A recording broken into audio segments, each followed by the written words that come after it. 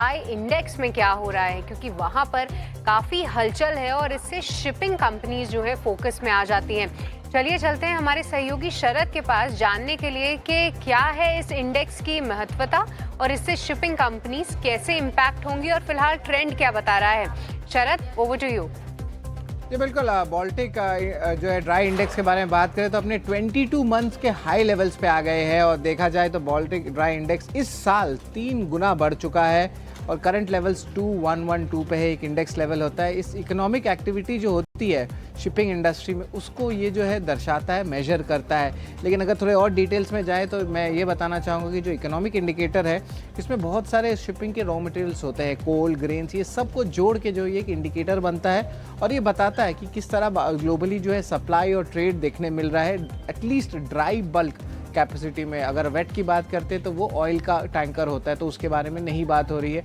But ये economic indicator जो है बहुत अच्छा जो है पोजीशन में आ गया है, 22 महीने के हाई पे है। इंडियन शिपिंग कंपनीज के लिए क्या रिलेशन है ये मैं आपको बताता हूँ, क्योंकि इंडियन शिपिंग कंपनीज को एक डायरेक्ट बेनिफिट जो मिलता है जब इकोनॉमिक एक्टिविटीज़ बढ़ते हैं, तो पूरे जो मैरीटाइम इकोसिस्टम की थीम है उसके लिए ये बहुत पॉजिटिव रहने वाला है। जी शिपिंग की मैनेजमेंट भी हमारे सिस्टर चैनल ईटी नाउ सदे के साथ बात किया, उन्होंने कहा कि जो टैंकर्स की डिमांड है और रेट्स दोनों बढ़ते जा रहे हैं। हाल ही में शिपिंग कॉरपोरेशन जो है एक बड़ा second hand large gas carrier को भी वापस लाया है इंडिया में।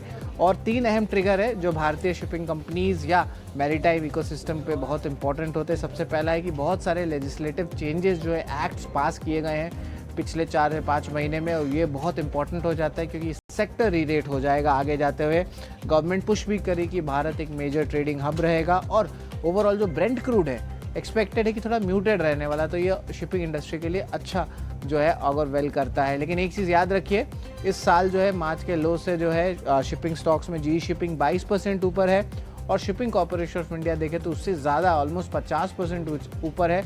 और याद रखिए डाइवेस्टमेंट का कैंडिडेट भी है शिपिंग कॉर्पोरेशन ऑफ इंडिया, इसलिए वहाँ पे अप मूव आपको देखने मिल रहा है। लेकिन इतने पॉजिटिव ट्रिगर से बाजार के एक्सपेक्टेशंस है कि इन सारे शिपिंग स्टॉक्स और शिपिंग रिलेटेड थीम स्टॉक्स पे जो है और भी तेज़ी लंबे अवधि के लिए देखने मिल सकती है।